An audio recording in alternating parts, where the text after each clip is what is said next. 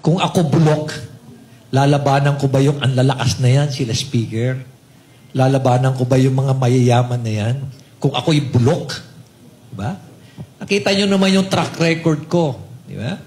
When I was in 2006, I fought a very corrupt administration, nakulong ako. I was a very popular colonel because we just finished yung annihilating the Abu Sayyaf. I was about to be promoted to general. The first general in my class. Pero anong ginawa ko? I sacrificed my career to fight for what is right. Diba? Ganon din yung Mama Sapano. I fought for what is right. Ganon din yung Albayalde. I fought for what is right. Diba? Ano pa bang question ninyo sa reputasyon ko at track record ko? Tapos nanakawin ko yung pera na yan. Diyos ko naman kayo. Pinaglalaban ko na nga kayo eh. Kayo nga ang pinaglalaban ko. Yung mga anak ninyo, mga apo nyo. Sinong gumawa yan? Sa history ng Baguio na pinaglaban kayo. Fighting for what is right for the future of Baguio and for the future of this country. Willing to sacrifice everything. Willing to die for this country. Have you fought the enemy of the state? Wala naman. Diba? Napalalabasin yung bulok ako. Nakakasakit din. Na ipinaglaban ko nga kayo, nakikipagpatayan nga ako para sa inyo. Nakakasakit din eh. Tao rin ako, Apo. Ha? Tao din po ako. Hindi po ako manid, hindi po ako robot. I came from the military. Tao din po ako.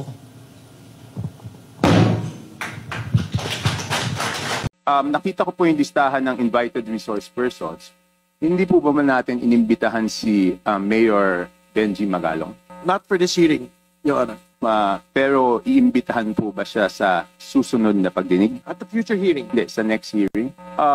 Because nandito po kanina si Congressman Abante, siya po yung nagsabi na wag naman akusahan yung House at pangalanan kung sino yung tinutukoy.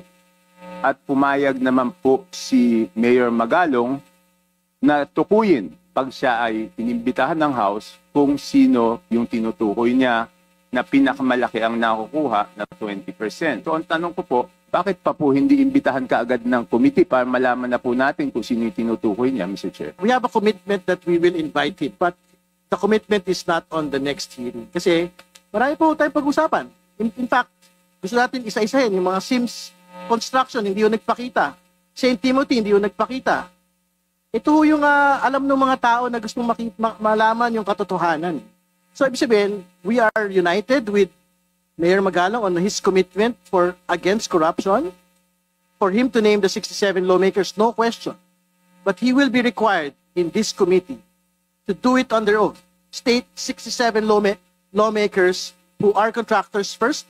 Second, lawmakers who are allegedly receiving 30 to 40% kickback. Sa sinasabi niya, ang pinakamalaking nakukuha ay yung Committee on Appropriation. So hindi pa ba mas mabuting i-address na po natin? Kasi nandiyan po, si Congressman Abante, nadinig ko po yung interview nyo, sabi nyo po, dapat pangalanan po ni Mayor Magalong. So ayaw nyo bang mag-present ng motion na imbitahan na siya kaagad para pangalanan na rin po niya? At sinabi naman po niya na willing naman po siyang imbitahan. Congressman Abante, you're being asked. Should I make the motion now? Better, Mr. Chair, to show na talagang seryoso tayong imbitahan siya. I just have one. Mr. Chair. Before speaking, I have one question lang po to Congressman Chanco. Is this part of your interpellation or what is this? Okay. All right. It's part of my 5 minutes, Mr. Chair. All right. And after this, I will have no further questions because this will be my basis of seeing if talagang may pupuntahan tong committee na to o wala. Kung ayaw natin imbitahan si Mayor Magalong sa agarang panahon, may magkakaproblema tayo sa credibility niyan. Would you want to respond to Mr. Chair, Congressman Chanco, please? There's no problem in making a motion, but as you made a promise to me, Mr. Chair, that one day Mayor Magalong will be invited, why don't we just finish the hearing right now? We still have a lot of contractors that are waiting to be investigated, to be interpolated. So why don't we wait? Why don't we finish this first before anything else? bakit natin ginugulo itong hearing na ito samantalang marami naman naghihintay dyan ng mga contractors na very much willing to be interpolated? Right. Thank you for your response. Congressman Chanco, please. No further questions. Thank you, Congressman Chanco. Next to interpolate is Chairman Joel Chua. You may proceed. Thank you, Mr. Chair. Especially in the fight against corruption. Dahil napakalaki hong bagay ito sa amin. Dati-rati ho, kami ho sa mga kukunti lang ho sa amin ang nakikipaglaban. I remember when we started this in 2019, kukunti lang ang nakikinig at naniniwala. Mantala, nung dumating yung pandemya, inumpisan hula natin uli noong 2021. And again, kukunti lang ho ang naniniwala. Sabi nga ho nung isang kaibigan ko, Senator, you know, Benji, the fight against corruption, when you look behind me, nobody is out there. Or when you look behind you, nobody is out there fighting with you. And true enough, we were subjected to massive character demolition and assassination. Kami pa ang pinalabas na kami yung corrupt and cases were filed against us. And surprisingly, it was even used against us during this election.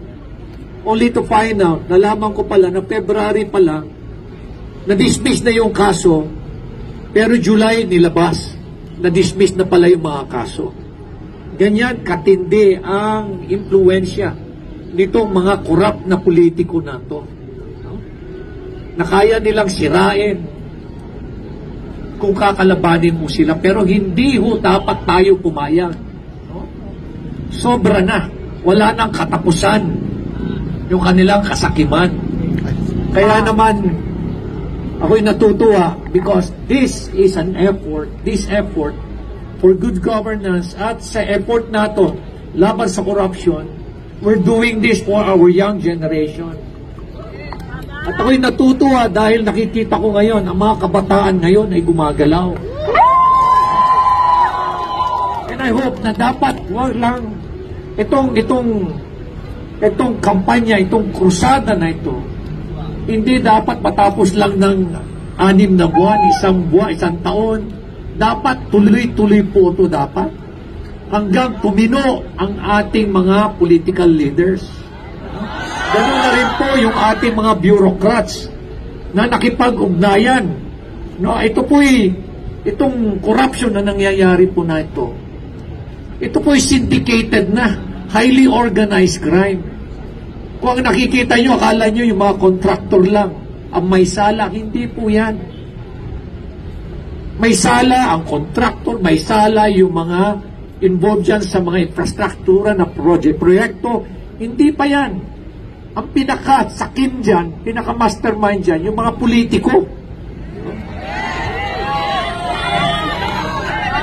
Kaya hindi ho dapat tayo huminto. Dahil ito'y laban ho natin para sa kabataan, laban din ho natin to para sa ating bayan. Kaya dito sa Baguio, pinapayagan ko po ang social activism. Because this is the only way we will be able to change the world. Sabi ko nga it does not take one to have a title, to have a position, to have influence, to have fame, to have money. All you have to do is have that courage to change the world. And you are practically doing it now. And thanks to our young people. So I hope po na itong pakikipaglaban natin hindi lang ito matatapos lang ng ganito-ganito lang. I hope po na mai-translate po to sa isang sitwasyon na mamimili tayo ng leader. Dahil at the end of the day, ang problema ho sa Pilipino, hindi ho tayo manunong mamili ng mga leaders natin. Pinakitaan lang ho tayo ng pera, nasisira na ho yung diskarte natin. Tandaan ho ninyo, masarap ang pera. Yan ho yung battle cry ho ng mga korap na politiko. Napakasarap ng posisyon, napakasarap ng power, napakasarap ng pera. Huwag ho nating pabayaan na masisira ho yung ating mga moral values. Muntik na ho tayo rito sa Baguio. Huwag ho natin papayagan. Pero hindi lang ho Baguio ang ilalaban. Makikipaglaban lang ho tayo for Baguio only. Hindi ho dapat. Para sa buong bansa. Para ho sa buong bansa. So sa inyo pong lahat, sa ating mga kabataan, maraming salamat po sa inyong lahat, sa ating pong mga elders, at sa ating pong mga kababayan sa siyudad ng Baguio at sa mga bisita natin. Maraming salamat sa pagdalo nyo rito. Let us keep on fighting. Let us keep the fire burning. God bless you all.